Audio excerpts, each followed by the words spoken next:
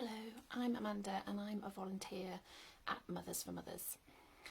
Today I'm going to talk a little bit about mental health first aid.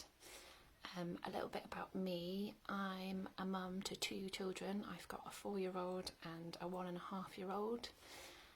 And like a lot of mums, I've had experience of maternal mental health issues. So with my first baby, I had a lot of postnatal anxiety.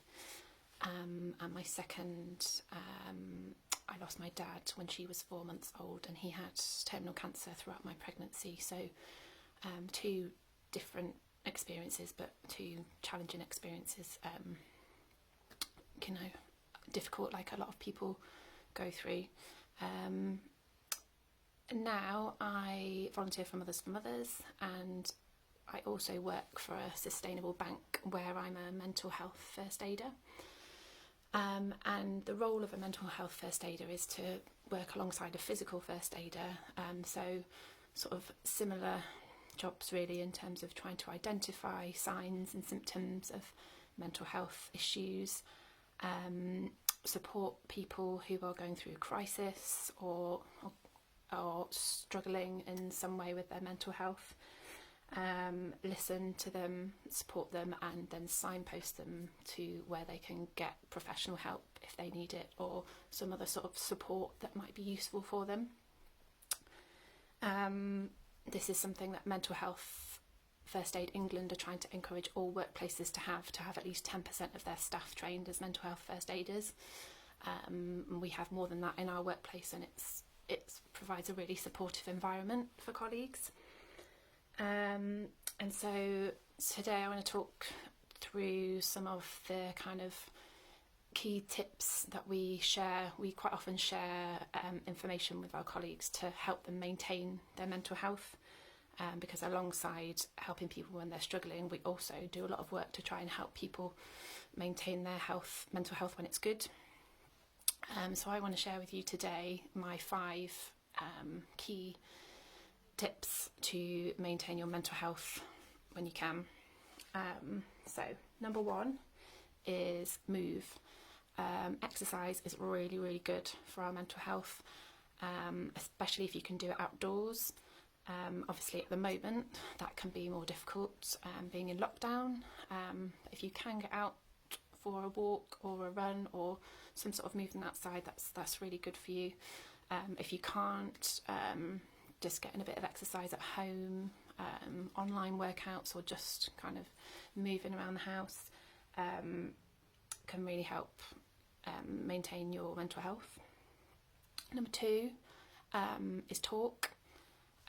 Connection is another key factor for maintaining your mental health. So whether that's to someone in your household, if you've got a supportive partner or family member around, or if not, if you can connect to someone outside of your household, by phone or by video call. If you don't feel like you've got that support network, you can call the Mothers for Mothers helpline, because there will be someone there to chat to you during the daytime. Number 3 is asking for and accepting help. I think this can be really difficult for a lot of mums. Sometimes it's difficult to ask for help and kind of feel like you're admitting that you are struggling, but most people do, so it's not a bad thing to ask for help. It's really good. And also accepting help when it's offered. I know I really struggled with that after having my first baby, especially having postnatal anxiety. I really worried about other people looking after him and whether they could do it, and worrying something would go wrong. But as far as you can, accept help comfortably and kind of get comfortable with that idea. That's really good for you, because it means you can have a bit of a break. Number 4 is about finding routine, and this is different for everybody. Some people will really benefit from having quite a structured routine in every day, and some people will feel trapped by that. So it's about finding what works for you. But for a lot of people, having some sort of structure that you can flex to fit what's happening that day, how your child or children are that day, or how you're feeling, can be really good. So just thinking about what would work for you best. And number 5 is taking time to reflect. So a lot of people nowadays do sort of gratitude journals and things like that. It's really useful if you can take a bit of time at the end of the day to think about what you did well, or what happened that was good in that day, or what you're grateful for. If you can write it down, that really helps it to kind of sink in. But even just taking a little bit of time to think about it can really maintain that positive balance. So those are my 5 tips for maintaining your mental health. Throughout the week, we'll be sharing other things on the social media sites, so I hope you find them useful. Thank you. Bye.